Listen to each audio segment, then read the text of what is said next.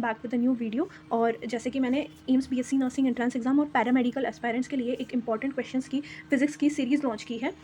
इसका ये second video है, मतलब सेकंड पार्ट है उस सीरीज़ का, जिसके अंदर मैंने आपको कहा कि आप खुद के फॉर्मूला शीट और शॉर्ट नोट्स पढ़ के आओ, और वो पढ़ने के बाद में आप क्वेश्चन प्रैक्टिस मेरे साथ करो। ठीक है, मैं एक चैप्टर में बनने वाले टिपिकल टाइप ऑफ क्वेश्चंस करवा दूंगी, एक कॉन्सेप्ट से रिलेटेड एक क्वेश्चन करवा दूंगी, तो मोस्ट ऑफ द क्वेश्चन वहाँ से ट्रैप हो जाएंगे। देखो, ये नहीं कह रही हूँ मैं कि मैं जो क्वेश्चन करवा रही हूँ उसमें से ही क्वेश्चन आएगा एग्जाम में, बिल्कुल नहीं। लेकिन मैं जो क्वेश्चन करवा रही हूँ, अगर आप उतने क्वेश्चन एक चैप्टर के करते हो तो ये आपको बहुत ज़्यादा हेल्पफुल होगा, क्योंकि उन क्वेश्चन में most of the concept cover है, एक चैप्टर के मोस्ट ऑफ द फॉर्मूलाज और most of the concepts cover है, जिससे कि एग्जाम में क्वेश्चन आएगा तो उसी कॉन्सेप्ट पे आएगा ना, तो आप उस क्वेश्चन को डील कर पाओगे इजीली। ठीक है, सॉल्व भी कर पाओगे उस क्वेश्चन को। तो आप इसको और इस हर एक वीडियो को जब मैं क्वेश्चन सीरीज स्टार्ट करती हूँ तो उसको आप एक टेस्ट की तरह अटेम्प्ट करो। मतलब जैसे ही मैंने क्वेश्चन पढ़ा तो आप पहले अपने लेवल पे उस क्वेश्चन को सॉल्व करो और फिर बाद में सोल्यूशन देखो। ठीक है, और इस वाले वीडियो में इलेक्ट्रिक पोटेंशियल और कैपेसिटेंस वाला चैप्टर स्टार्ट किया है हमने। हम सबसे पहले 12th फिजिक्स ही खत्म करेंगे और उसके बाद में 11th फिजिक्स की तरफ मूव करेंगे, अगर टाइम बचेगा तो, है ना। और देखो, इंपॉर्टेंट क्वेश्चन सीरीज का मतलब है इसके अंदर हर टाइप के क्वेश्चन आ जाएंगे। अब वाली आज वाली जो वीडियो है, इसमें मैं इंपॉर्टेंट क्वेश्चंस के साथ साथ शॉर्ट नोट्स भी लेके आई हूँ मेरे। ठीक है, मेरे हैंड रिटन शॉर्ट नोट्स में मैंने आपको एक एक कॉन्सेप्ट को समझाया है ना। तो अब ये चीज़ क्या है नया, मैं ये इसलिए लेके आई हूँ इस वाले वीडियो में शॉर्ट नोट्स के साथ, मतलब शॉर्ट नोट्स और फॉर्मूला शीट के साथ मैंने इसलिए एक्सप्लेन किया है ताकि आपको ये चीज़ पता लगे कि शॉर्ट नोट्स का मतलब क्या है, शॉर्ट नोट्स आपको किस तरह से बनाने हैं, फॉर्मूला शीट किस तरह से बनानी है। फॉर्मूला शीट का मतलब ये नहीं है कि अगर मैंने कैपेसिटेंस के लिए फॉर्मूला शीट बनाई तो मैंने कैपेसिटेंस के बारे में क्या लिख दिया, कैपेसिटर जो है उसका कैपेसिटेंस होता है C/V, C=Q/V, C=ε0 A/D, ये 2-4 फॉर्मूले लिख दिया और खत्म हो गए। नहीं, आपके शॉर्ट नोट्स में कुछ छोटे छोटे कॉन्सेप्ट्स भी आने चाहिए, कुछ इंपॉर्टेंट डिटेल्स आनी चाहिए, साथ में फॉर्मूलाज आने चाहिए। ठीक है, वो शॉर्ट नोट्स है, अब आप देख लो, चेक कर लो। अगर आपको, हाँ अच्छा, जिसने ये चैप्टर पहले से पढ़ रखा है उनको शॉर्ट नोट्स वाला सेक्शन देखने की ज़रूरत नहीं है, जिसमें ये वीडियो एक तरह से क्रैश कोर्स है इस चैप्टर का। ठीक है, उस आपको ये वाला सेक्शन देखने की ज़रूरत नहीं है नोट्स वाला, आप स्किप करके सीधा क्वेश्चन प्रैक्टिस के ऊपर चले जाइए। ठीक है, और क्वेश्चन देख लीजिए सारे के सारे, और जिसको ये पूरा चैप्टर पढ़ना है। लेकिन मेरा मानना यही है कि आपको एक बार ये शॉर्ट नोट्स वाला सेक्शन देखना चाहिए जिसको मैंने एक्सप्लेन किया है। और आपको कैसा लगता है ये चीज़ मुझे बताना कमेंट में, कि मैं आगे वाले चैप्टर्स को शॉर्ट नोट्स के साथ लेके आऊँ या फिर सिर्फ क्वेश्चन सीरीज लेके आऊँ। ठीक है, तो स्टार्ट करते हैं क्वेश्चन को। चलो स्टार्ट करते हैं ना। इसमें हम एकदम फास्ट रिवाइज कर रहे होंगे सब कुछ। ठीक है, ये मत एक्सपेक्ट करना कि मैं आपको पूरा चैप्टर पढ़ा दूंगी इन 10-15 मिनट के अंदर, नहीं, बिल्कुल नहीं। सिर्फ हम एक बार कंप्लीट रिवीजन कर रहे होंगे। ठीक है, देख लेते हैं इलेक्ट्रिक पोटेंशियल एंड कैपेसिटेंस जो अपना चैप्टर है। पोटेंशियल क्या होता है, सबसे पहले हमने देखा पोटेंशियल क्या होता है। एक चार्ज को, एक प्लस क्यू चार्ज को, इस प्लस क्यू चार्ज को इन्फिनिटी से किसी इलेक्ट्रिक फील्ड के अगेंस्ट एक पॉइंट पे लाने के लिए जितना वर्क डन मुझे करना पड़ेगा, ठीक है, वो क्या होगा, मेरा पोटेंशियल होगा, इलेक्ट्रिक पोटेंशियल होगा। क्या इन्फिनिटी से किसी पॉजिटिव क्यू चार्ज को पॉइंट पी तक किसके अगेंस्ट, इलेक्ट्रिक फील्ड के अगेंस्ट लाने में मुझे जितना वर्क डन करना पड़ेगा, ये वर्क डन किसकी वजह से, एक्सटर्नल फोर्स की वजह से, क्योंकि ये हमने काम किया है ना, हमने उसको फोर्स देके और हम उसको इलेक्ट्रिक फील्ड के अंदर लेके आए हैं उस चार्ज को। ठीक है, तो वो होगा अपना इलेक्ट्रिक पोटेंशियल, है ना, जिसका फॉर्मूला होता है KQ/R। और इसमें जो है वैल्यू ऑफ चार्ज जो है ना, वो हम साइन के साथ रखते हैं। ठीक है, अगर नेगेटिव चार्ज होगा तो हम -KQ/R हो जाएगा, पॉजिटिव चार्ज होगा तो KQ/R हो जाएगा। इसलिए कुछ कुछ बुक्स में इसको KP = -KQ/R लिखते हैं। क्यों लिखते हैं, ताकि ये इसका जो Q का हम उसको साइन में नहीं लेते, लेकिन ये ज़्यादा ईजी होगा। ध्यान रखना कि सीधा सीधा किसके साथ लेना है, आपको साइन के साथ लेना है। VP = KQ/R। Q की वैल्यू क्या, अगर पॉजिटिव चार्ज है तो +Q रखना है, नेगेटिव चार्ज है तो -Q रखना है। ठीक है, नेक्स्ट पे चलते हैं। Potential energy on point P, ये वाला जो हमारा पॉइंट P था, ये वाला पॉइंट P, इसके ऊपर पोटेंशियल एनर्जी कितनी होगी। पोटेंशियल एनर्जी जो है वो इस चार्ज प्लस Q को यहाँ तक लाने के लिए, है ना, प्लस Q को इन्फिनिटी से P तक लाने के लिए, इन्फिनिटी से P तक लाने के लिए जितना वर्क डन करना पड़ेगा, ठीक है, जितना वर्क डन करना पड़ेगा वो उसके पोटेंशियल एनर्जी के इक्वल होगा, है ना, जिसका अपना ये फॉर्मूला होता है। Potential energy = K positive Q, मतलब इसकी वजह से इलेक्ट्रिक फील्ड थी और इस चार्ज को हम लेके आए हैं, है ना, ये चार्ज जो है वो इसकी इलेक्ट्रिक फील्ड के अगेंस्ट हम ये Q चार्ज को लेके आए हैं अपॉन R, है ना। ये इसमें हमें चार्ज जो है इनकी वैल्यूज साइन के साथ रखना है। ठीक है, ये हो गया पोटेंशियल एनर्जी का फॉर्मूला। पोटेंशियल एनर्जी का दूसरा तरीका क्या है, किसी भी एक पॉइंट के ऊपर, जैसे ये मेरा पॉइंट है P, इसके ऊपर मुझे पोटेंशियल एनर्जी निकालनी है, तो मैं कैसे निकालूंगी, ये पॉइंट P है और इसका अगर इलेक्ट्रिक पोटेंशियल VP है, ठीक है, पॉइंट P के ऊपर इलेक्ट्रिक पोटेंशियल VP है, तो इस यहाँ पे इस पॉइंट के ऊपर पोटेंशियल एनर्जी क्या हो जाएगी, VP डॉट इसके ऊपर जो चार्ज हम लेके आए हैं Q। ठीक है, ये रहा, है ना, potential energy = VP dot Q। ठीक है, हो गया। और देखो पोटेंशियल एनर्जी जो है, ये वाली चीज़ थोड़ी सी इंपॉर्टेंट बनती है, इससे थ्योरेटिकल क्वेश्चन भी आ सकते हैं, है ना। पोटेंशियल एनर्जी जो है वो negative of work conservative forces के द्वारा जो वर्क डन किया गया है उसके नेगेटिव के लिए, है ना, इक्वल है, और एक्सटर्नल फोर्स के द्वारा जो वर्क डन किया गया है उसका पॉजिटिव वैल्यू रखते हैं अपन, ठीक है। Potential energy is equals to minus work done by conservative force and is equals to work done by external forces, ठीक है। कंजर्वेटिव फोर्स क्या होता है? चेंज इन पोटेंशियल एनर्जी, लेकिन नेगेटिव वाला, और एक्सटर्नल फोर्स क्या होता है? Change in potential energy. External force होगा तो सीधा आप final potential energy minus initial potential energy कर दोगे तो आ जाएगा, लेकिन अगर कंजर्वेटिव फोर्सेस के द्वारा होगा तो क्या होगा? हमें माइनस करना है, ये माइनस है यहाँ पे, ठीक है, ये ध्यान रखना है ना, इतना सा चीज़ थी इसमें, और कुछ खास कंफ्यूजन नहीं होने वाला है। नेक्स्ट चीज़ देखते हैं अपन, potential energy of system of charges. मैंने एक चार्ज का सिस्टम बना दिया, यहाँ पे Q1, यहाँ पे Q2, यहाँ पे Q3, है ना, इनके बीच में डिस्टेंस है A1, ये Q नहीं है, ये A है ना, A1, A2 और A3 डिस्टेंस है, ठीक है। तो इस सिस्टम की पोटेंशियल एनर्जी कितनी होगी? इसमें हमें पेयर्स बनाने पड़ेंगे, सिस्टम में पेयर बनाने पड़ते हैं। जैसे मान लो मैंने एक ऐसा वाला सिस्टम बना दिया, स्क्वायर बना दिया, जिसमें यहाँ पे Q1 चार्ज है, Q2 चार्ज है, Q3 चार्ज है और Q4 चार्ज है, और इनके बीच में डिस्टेंस है R1, R2, R3 और R4, ठीक है। तो इस सिस्टम में मुझे क्या बतानी है? Potential energy. एक ये सिस्टम मैंने पहले से बता रखा है, इसकी मुझे पोटेंशियल एनर्जी बनानी है। तो इनकी पोटेंशियल एनर्जी देखो, हमने पोटेंशियल एनर्जी का फॉर्मूला देखा कि दो चार्ज की वजह से पोटेंशियल एनर्जी क्या होगी? K capital Q small q by R. ये कैपिटल Q मैं इसलिए बोल रही हूँ क्योंकि ये चार्ज के इलेक्ट्रिक फील्ड में इस चार्ज को लाए, तो हमारी पोटेंशियल एनर्जी कितनी हुई? के Q बाई आर हो गई, है ना, जिसमें हम साइन के साथ वैल्यूज रखेंगे। इसमें भी सेम वही चीज़ करना है। ये दो चार्ज की वजह से पोटेंशियल एनर्जी कितनी होगी? के Q1 Q2 बाई आर। इन दोनों की वजह से कितनी होगी? के Q2 Q3 बाई आर। और इन दोनों की वजह से कितनी होगी? के Q1 Q3 बाई आर। इसमें तो सीधे सीधे 3 पेयर्स बन गए, और हमने 3 पेयर्स के फॉर्मेट में क्या लिख दिया? एनर्जी का फॉर्मूला लिख दिया, ये रहा के Q1 Q2 by A1 plus के Q2 Q3 बाई A2, और ये जो भी है A1 Q1 Q3 by A3, sorry, है ना, ठीक है। और नंबर ऑफ पेयर्स जो है इसके लिए, ये जो नंबर ऑफ पेयर्स का मतलब ये है 1, 2 और 3, ये नंबर ऑफ पेयर्स है। नंबर ऑफ पेयर्स कैसे निकालेंगे? n into n minus 1/2। n का मतलब number of charge 1, 2, 3, 3 into 3 minus 1/2, तो अपने पास नंबर ऑफ पेयर्स कितने आ गए? 3 आ गए। इस केस में नंबर ऑफ पेयर्स निकालते हैं, 4 इंटू 4 माइनस 1 मतलब 12/2, 6। इस केस में 6 पेयर्स आएंगे। ये छोटा सा लग रहा है ना आपको, ऐसा लग रहा होगा इसकी और इसकी ऐड कर देंगे, नहीं, देखो ये इसके ऊपर भी तो रहेगा और इसका भी तो रहेगा, है ना, इन दोनों के अगेंस्ट भी तो लाए थे हम इसको इलेक्ट्रिक फील्ड में, तो इनका भी मतलब जब मैं लिख रही होंगी इसकी पोटेंशियल एनर्जी लिख रही होंगी, इस वाली चीज़ को ध्यान से सुनो, मैं लिख नहीं रही हूँ यहाँ पे। इसकी पोटेंशियल एनर्जी हम लिखेंगे, ये फर्स्ट पेयर के Q1 Q2 बाई R1, के Q2 Q4 by R2 plus के Q3 Q4 by R3 plus के Q1 Q3 by R4 plus के Q1 Q4 बाई ये बीच वाला डिस्टेंस लेट्स सी A है, प्लस के Q3 Q2 बाई ये बीच वाला डिस्टेंस A, ठीक है। ये इस सिस्टम की पोटेंशियल एनर्जी होगी। आपको समझ में आ गया कि अगर एक सिस्टम दिया हुआ है चार्ज का तो उसमें हम पोटेंशियल एनर्जी कैसे निकाल रहे होंगे, ठीक है। मैंने सिर्फ इस एग्जांपल से नहीं समझाया आपको, अगर इससे ज़्यादा बड़ा वाला सिस्टम मिल जाता है तो कैसे सॉल्व करना है वो भी बता दिया है ना। और नंबर ऑफ पेयर्स आप इस तरह से निकाल लो, और पेयर्स निकल गए तो सीधा सीधा के Q1 Q2 by R square वाला के Q1 Q2 बाई आर वाला फॉर्मूला लगा दो, ठीक है। नेक्स्ट चीज़ देखते हैं अपन, इसमें रिलेशन आ जाएगा इलेक्ट्रिक फील्ड के अंदर और पोटेंशियल के अंदर, ठीक है। इलेक्ट्रिक फील्ड के अंदर और पोटेंशियल के अंदर रिलेशन आ जाएगा, है ना। E is equals to minus dV/ds, है ना, सीधा सीधा। और E इज इक्वल्स टू, इसमें देखो ये वाली चीज़ अलग है, ये वाली चीज़ अलग है, इसमें है डिफ्रेंशिएशन। पोटेंशियल का डिफ्रेंशिएशन करना है मुझे विथ रिस्पेक्ट टू एरिया, ठीक है। इसमें मुझे क्या करना है? मुझे पोटेंशियल का है पार्शियल डिफ्रेंशिएशन किया है मैंने। अगर मान लो ये वाला कब लगाती हूँ मैं, अगर मुझे E की वैल्यू किसी क्वेश्चन में ऐसे दे दिया कि 8xi³ i cap plus ZY³ plus ZX² ऐसे करके मुझे E की वैल्यू दे दिया, और फिर मेरे से क्या पूछ लिया? V की वैल्यू दे दिया, फिर मेरे से E पूछ लिया, है ना। तो इसमें मैं पार्शियल डिफ्रेंशिएशन कर दूंगी, है ना। पार्शियल डिफ्रेंशिएशन कैसे करते हैं ये चीज़ देखो। पार्शियल डिफ्रेंशिएशन करने के लिए अगर मैंने dV/dx रखा तो x वाले टर्म्स का जब मैं कर रही हूँ तो y और z को कांस्टेंट मान लूँगी, ठीक है। x वाले टर्म्स का कर रही हूँ तो अगर इसमें y आ गया तो मैं y और z वाली जो जितनी भी वैल्यूज़ हैं उनको कांस्टेंट मान लूँगी। अगर मैं y का कर रही हूँ तो y वाला तो वेरिएबल होगा, लेकिन z और x जो है वो कांस्टेंट हो जाएंगे। अगर मैं z का कर रही हूँ तो x और y क्या हो जाएंगे? कांस्टेंट हो जाएंगे, ठीक है। ये होता है पार्शियल डिफ्रेंशिएशन। इसके ऊपर मैं आगे अभी एक क्वेश्चन भी करवा दूंगी, ठीक है। आगे चलते हैं। E वर्सेस R ग्राफ का एरिया, ये रहा अपना ई आर DR से रिलेट करता है ना। E और R ग्राफ का एरिया जो है वो हमें क्या देगा? नेगेटिव पोटेंशियल देगा, है ना, चेंज इन पोटेंशियल देता है, माइनस वाला, है ना। और V वर्सेस R ग्राफ जो होता है मतलब पोटेंशियल और डिस्टेंस वाला ग्राफ जो होता है ये हमें स्लोप देता है, जो कि क्या होता है? E होता है। आई बात समझ में इतनी? इलेक्ट्रिक फील्ड और इसके बीच में ग्राफ बनाओगे आप तो ये आपको ये दे देगा, चेंज इन पोटेंशियल दे देगा, ठीक है। इस ग्राफ का एरिया चेंज इन पोटेंशियल दे देगा, लेकिन आप अगर V और इसके बीच में ग्राफ बनाओगे तो ये आपको क्या दे देगा? E दे देगा। ये माइनस यहाँ आ गया, माइनस E दे देगा, है ना, इलेक्ट्रिक फील्ड, लेकिन कौन सी? नेगेटिव में इलेक्ट्रिक फील्ड देगा, ठीक है।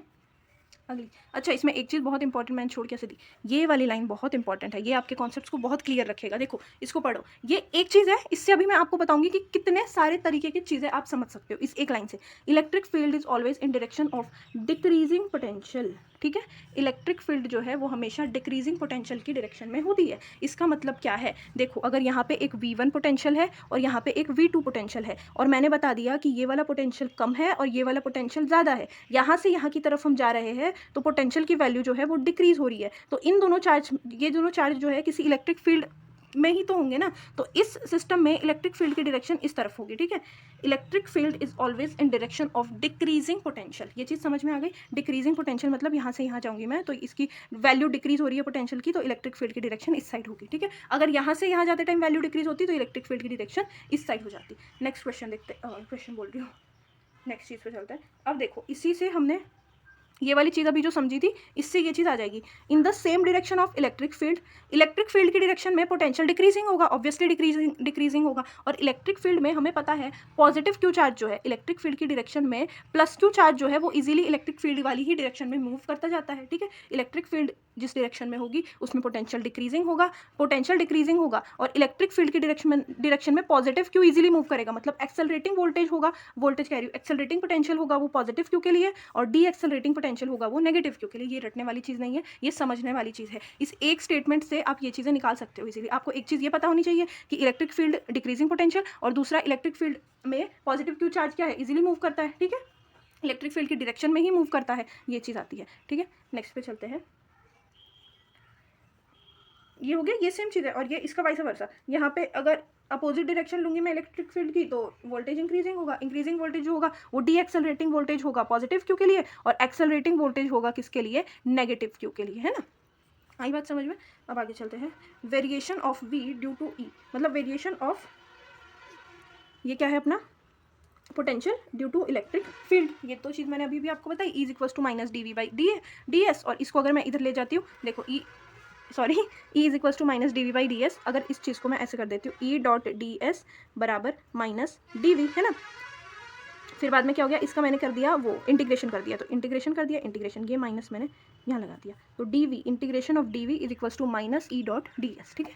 ये चीज़ सिंपल है, ये तो इस तरह से अगर क्वेश्चन आ जाता है आपको उससे रिलेट करना हो तो आप लगा सकते हैं ना। नेक्स्ट पे चलते हैं, work done on charge Q to move it from P to R point.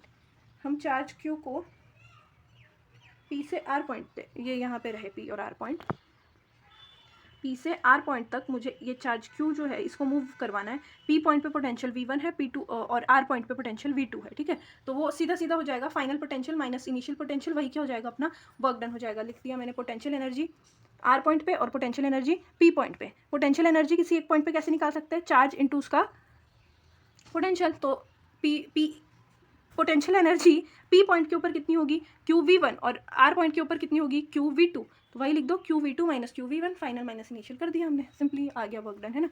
Next चलते हैं, अब देखो ये वाला है, इसमें हम क्या करते हैं, इलेक्ट्रिक फील्ड वाले के साथ कंफ्यूज हो जाते हैं। इलेक्ट्रिक फील्ड में ऐसे था कि अगर रेगुलर पॉलीगन है, ठीक है, जिसकी साइड्स सेम है, और अगर उसके सेंट्रॉइड पे रख दिया हमने कोई चार्ज, तो उसमें फोर्स और इलेक्ट्रिक फील्ड की जो वैल्यू होगी वो जीरो होगी। लेकिन पोटेंशियल में ऐसा नहीं होता है, क्योंकि पोटेंशियल जो है वो स्केलर क्वांटिटी है, इसमें ऐड हो जाएगी चीज़ें, है ना। लेकिन हमें चार्ज किसके साथ रखना है, साइन के साथ रखना है, बस ये चीज़ ध्यान रखो। यहाँ पे O पॉइंट है, यहाँ पे मान लो इस पॉइंट के ऊपर मुझे पूछा, तो ये क्या हो जाएगा, KQ/R, KQ/R, KQ/R, KQ/R, सारे Q पॉजिटिव है, तो मतलब KQ/R इंटू 4। यही सेम चीज़ इसमें हो रही होगी, लेकिन इसमें ये 3 नेगेटिव है, ये 3 पॉजिटिव है, तो 3 KQ/R तो ये आ जाएगा, और माइनस वाला 3 KQ/R आ जाएगा, तो नेट कितना हो जाएगा, 0 हो जाएगा, ठीक है।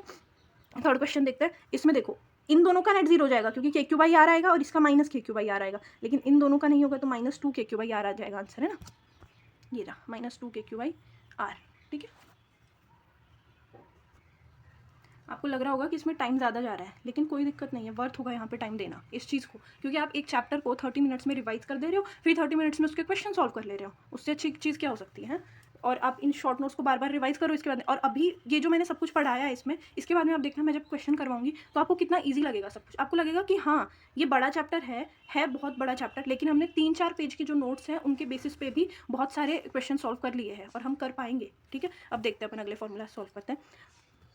Potential due to ring, potential है ये, पोटेंशियल एनर्जी नहीं है, ध्यान रखना। ये रिंग है, कंप्लीट सर्कुलर रिंग है, उसके ऊपर चार्ज क्यू है, इसका रेडियस आर है, तो उसके वजह से सेंटर के ऊपर पॉइंट ओ के ऊपर पोटेंशियल होगा K Q by are, simple है ना।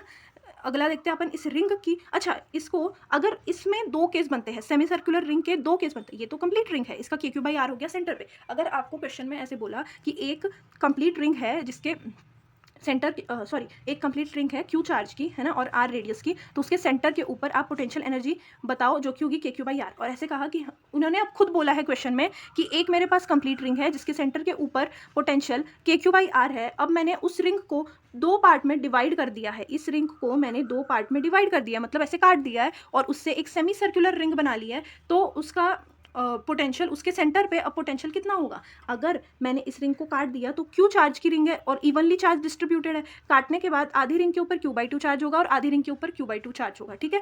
तो काटने के बाद अगर इस रिंग को मैं कट करती हूँ और मेरी जो सेमी सर्कुलर रिंग बनती है उसके ऊपर चार्ज क्यू बाई टू है और इसकी रेडियस आर है, चार्ज अगर क्यू बाई टू है तो मैं इसी में मुझे के क्यू बाई टू लिख दूंगी मैं, तो के क्यू बाई टू आर हो जाएगा सेंटर के ऊपर क्या पोटेंशियल। लेकिन इसमें क्वेश्चन आपको ध्यान से पढ़ना है बस सेमी सर्कुलर वाले में। लेकिन अगर आपको क्वेश्चन में ही बोला है कि मैंने इससे रिंग तो काट ली लेकिन उसको वो रिंग जो है उसका चार्ज क्यू है, अब इसमें इस रिंग का चार्ज क्यू है, रिंग का चार्ज क्यू है, तो के क्यू बाई आर हो जाएगा सेमी सर्कुलर रिंग की वजह से, जो कि क्यू चार्ज की है, इसके सेंटर के ऊपर पोटेंशियल, ठीक है। आई बात समझ में। इसी के बजाय अब आपको आर्क का पूछ लिया, ये आर्क है और इसका ये चार्ज है क्यू, यहाँ पे एंगल दो पार्ट्स के बीच में, मतलब शुरुआती और एंड वाले पॉइंट के बीच में थीटा एंगल है। आर्क का जो चार्ज डिस्ट्रीब्यूशन है वो लेमडा पे है, लीनियर चार्ज डिस्ट्रीब्यूशन, ठीक है, और आर रेडियस है ना। तो जो आपका पोटेंशियल होगा पॉइंट के ऊपर, सेंटर पॉइंट के ऊपर होगा, वो होगा के लेमडा थीटा, ठीक है। क्या होगा के लैम्डा थीटा, जिसके अंदर जो थीटा है ये आपका रेडियन में लिखना है, ये चीज़ आप याद रखो, है ना। थीटा जो होगा वो हमें रेडियन में लिखना है। तो आप असली में देख रहे हो तो कि ये ना तो आर के ऊपर डिपेंड कर रहा है ना ये चार्ज के ऊपर डिपेंड कर रहा है, चार्ज के ऊपर तो कर रहा है सॉरी, क्योंकि ये लैम्डा है, मैं भी क्या बोल रही हूँ, सॉरी चार्ज के ऊपर तो डिपेंड कर रहा है क्योंकि लैम्डा की वैल्यू जो होती है वो क्यू बाई एल होती है, एल जो है वो आर्क लेंथ होगी, ठीक है, ये हम निकाल लेंगे आर्क लेंथ, है ना। अब ये वाला देखते हैं कि एक कंप्लीट रिंग है उसकी वजह से इस पॉइंट के ऊपर कितना पोटेंशियल होगा, है ना, इस पॉइंट के ऊपर जो कि x डिस्टेंस दूर है और ये रिंग की रेडियस क्या है r है। तो इसके लिए अपन सीधा सीधा फॉर्मूला याद करेंगे K Q upon root R square plus X square. ये सारी की सारी चीज़ें हमने ये जो अभी 4-5 फॉर्मूले पढ़े सभी के सभी हमने इलेक्ट्रिक फील्ड के लिए याद किए हुए हैं, ठीक है ना। इलेक्ट्रिक फील्ड में आई थी ये चीज़ें, वहाँ हमने समझी थी, है ना। आगे चलते हैं, बस उसी से रिलेट करते जाओ और करते जाओ solve. Potential due to line charge of infinite length, है ना, हाँ, इन्फाइनाइट लेंथ का लाइन चार्ज जो है उसकी वजह से पोटेंशियल कितना होगा। इसमें असली में पोटेंशियल नहीं, जबकि पोटेंशियल डिफरेंस क्या करते हैं, डिफाइन करते हैं, है ना। तो देखो जैसे ये एक पॉइंट है मेरा P और ये एक मेरा पॉइंट है Q और ये है मेरा एक इन्फिनाइट लाइन चार्ज, और ये देखो यहाँ पे इलेक्ट्रिक फील्ड की डायरेक्शन यहाँ पे है, ये एक तरह से इक्वी पोटेंशियल सरफेस है ना। इक्वी पोटेंशियल सरफेस की मैं कहानी बताऊँ आपको, तो इक्वी पोटेंशियल सरफेस वो होता है जिसके पूरे उसके ऊपर पोटेंशियल सेम होता है, इस बेस के ऊपर पोटेंशियल सेम होगा और इसकी जो इलेक्ट्रिक फील्ड होगी वो इसके परपेंडिकुलर होगी, ठीक है। और क्या चीज़ देखेंगे हम, इलेक्ट्रिक फील्ड इसके परपेंडिकुलर होगी और इक्विपोटेंशियल सरफेस में वर्क डन, मतलब किसी भी चार्ज को मूव करने के लिए जो वर्क डन करना पड़ता है वो जीरो होता है ना। अब ये चीज़ छोड़ो, ये मैं आगे बता दूंगी। अब ये देखते हैं सीधा सीधा लाइन चार्ज की वजह से इनफाइनाइट लेंथ की जो है V R two minus V R one, R two ये रहा क्यू पॉइंट पे और पी पे, R two minus R one क्या होगा, lambda upon two pi epsilon naught log e R two upon R one. सीधा सीधा फॉर्मूला लर्न करो, फॉर्मूला ही आएगा और कुछ आएगा भी नहीं। इसकी और इसकी वैल्यू दे देंगे और सीधा सीधा निकालना होगा, कोई मुश्किल काम नहीं है। चार्ज रॉड की वजह से कैसे होगा, क्यू प्लस क्यू चार्ज है रॉड का, डी डिस्टेंस दूर एक पॉइंट है यहाँ पे, कोई भी पी पॉइंट मान लो, डी डिस्टेंस दूर एक पी पॉइंट है और चार्ज इस रॉड की लेंथ एल है, तो इसका पोटेंशियल क्या होगा, K Q by L, L and D plus L by L, ठीक है, K Q by L, L and D plus L by L, है ना। नेक्स्ट चीज़ देखते हैं, potential due to thin sheet, ये है आपकी शीट, है ना, और इसकी वजह से मुझे पोटेंशियल बताना है। इसमें भी हम पोटेंशियल डिफरेंस क्या करते हैं, डिफाइन करते हैं। आर ए पॉइंट इतनी दूर है, बी पॉइंट इतनी दूर है, तो ये आर बी हो गया, तो V B minus V A ये हो गया potential difference, that is sigma upon two epsilon naught R B minus R A, ठीक है। सीधा सीधा याद रखो। देखो फिजिक्स में याद रखना नहीं चाहिए चीज़ों को, बिल्कुल समझना चाहिए, लेकिन अभी जितना टाइम बचा है ना और आपके एग्जाम में जिस टाइप के क्वेश्चन आ रहे हैं तो इस हिसाब से ये तरीका सही है कि आप एक बार शॉर्ट नोट्स पढ़ लो और फिर क्वेश्चन सॉल्व कर लो। ये चीज़ करके भी आप 22 प्लस क्वेश्चन बना सकते हो, 22-23 से ज़्यादा ही क्वेश्चन बना सकते हो अगर आपने ये चीज़ भी बहुत अच्छे से कर ली है तो, ठीक है। नेक्स्ट देखते हैं पोटेंशियल ड्यू टू डाइपोल, क्योंकि आप देखोगे कि जो जिस टाइप के मैं क्वेश्चन करवा रही हूँ वो ऐसे भी नहीं है कि बहुत हल्के क्वेश्चन है और ऐसा भी नहीं है कि बहुत ज़्यादा हाई लेवल के क्वेश्चन है ना। ये तो उस टाइप के क्वेश्चन है जो हर एक चैप्टर में बनते हैं। ये नहीं कह सकती मैं कि यही टाइप का क्वेश्चन आपके एग्जाम में आएगा, लेकिन अगर आप वो चीज़ करके जा रहे हो तो आपके कहीं ना कहीं कॉन्सेप्ट क्लियर है, तो आप बाकी चीज़ें कर पाओगे, ठीक है। ठीक है, ये चीज़ हो गई। अब देखते हैं आगे, पोटेंशियल ड्यू टू डाइपोल, ये वाला इंपॉर्टेंट है, ठीक है ना। ये इन सबसे इंपॉर्टेंट फॉर्मूला है पोटेंशियल ड्यू टू डाइपोल। एक तो ये वाला आप याद रखना ही रखना ये वाला, और एक ये रिंग वाले और रिंग वाला, आर्क वाला, रिंग के एक्स डिस्टेंस वाला, रिंग के सेंटर पे सेमी सर्कुलर रिंग वाला, ये वाली चीज़ें याद रखना, ठीक है। अब देखते हैं अपन पोटेंशियल ड्यू टू डाइपोल, किसी भी डाइपोल की वजह से पोटेंशियल कितना होगा, KP cos theta upon R square. क्या होगा, KP cos theta upon R square. Dipole की वजह से एक पॉइंट के ऊपर पोटेंशियल कितना होगा, KP cos theta by R square. ये जो थीटा है ये है angle between R and P। R and P का मतलब क्या है, देखो मान लो ये मेरा डाइपोल है, plus Q minus Q. Dipole movement की डायरेक्शन कहाँ होती है, इस तरफ, माइनस क्यू से प्लस क्यू की तरफ। पी की डायरेक्शन कैसे निकालते हैं, सीधा सीधा डाइपोल में माइनस क्यू से प्लस क्यू की तरफ चलो तो क्यू की डायरेक्शन आ जाएगी, ये आ गई, ये आपकी आ गई पी की डायरेक्शन। और मान लो मैंने इस पॉइंट के ऊपर वी ओ, मैंने ये पॉइंट बना दिया और इसके ऊपर मैंने आपको क्या पूछा है, पोटेंशियल पूछा है। तो इस पॉइंट के ऊपर इससे मेरा क्या होगा, डिस्टेंस आर होगा, ये होगा मेरा आर वेक्टर। तो ये चीज़ जो है, एंगल थीटा जो है, ये जो है थीटा इन दोनों के बीच का एंगल है, आर वेक्टर और पी वेक्टर के बीच का एंगल है, ठीक है। इसको याद रखना, V theta is equal to KP cos theta upon R square, KP cos theta upon R square, है ना, ठीक है। ये देखो पोटेंशियल ड्यू टू रिंग कितना निकाला हमने, सेंटर के ऊपर KQ by R. Semicircular ring की वजह से भी KQ बाई आर्क की वजह से K लैम्डा थीटा, और कंप्लीट रिंग की वजह से एक डिस्टेंस x के ऊपर कितना निकाला, KQ upon root R square plus X square, ठीक है। नेक्स्ट पे चलते हैं। और पोटेंशियल ड्यू टू डाइपोल कितना था अपना, KP cos theta by R square, ऐसे याद होना चाहिए, है ना। Potential due to charge shell या फिर कंडक्टिंग स्फेयर, ये भी ठीक क्वेश्चन है, मतलब ठीक ही है, आती हुई चीज़ है। Potential due to charged spherical shell या फिर कंडक्टिंग स्फीयर की वजह से देखते हैं। अपन को पता है कंडक्टिंग स्फीयर जो है इसके अंदर इलेक्ट्रिक फील्ड जो है वो जीरो होती है, ठीक है। ये पता है कंडक्टिंग स्फीयर के अंदर इलेक्ट्रिक फील्ड जीरो होती है।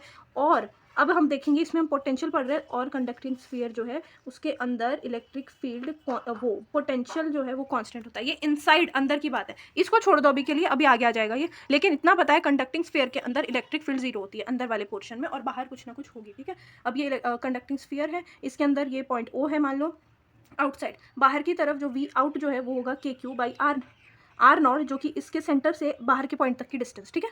सिंपल KQ बाई आर ही लिखना है। आर क्या है, आर की वैल्यू क्या होगी, वही इसके सेंटर से आउटसाइड वाले पॉइंट की डिस्टेंस। इनसाइड वाला और सरफेस वाला इक्वल होगा, क्योंकि इनसाइड क्या है, कोई इलेक्ट्रिक फील्ड नहीं है। तो मान लो किसी चार्ज को यहाँ तक लाने में, यहाँ तक इलेक्ट्रिक फील्ड है, यहाँ तक लाने में जितना काम करना पड़ेगा, अगर इसके अंदर मैं ले जाती हूँ तो इसके अंदर तो कोई इलेक्ट्रिक फील्ड है ही नहीं, तो उतना ही काम करना पड़ेगा ना। तो यहाँ का वाला काम और यहाँ वाला काम सेम होगा, तो इनसाइड और सरफेस वाला काम सेम होगा, जो कि होगा अपना KQ बाई आर। इसमें E इनसाइड वाले पॉइंट पे जीरो होता है, मैंने यहाँ बताया, और V क्या हो जाएगा, कांस्टेंट हो जाएगा।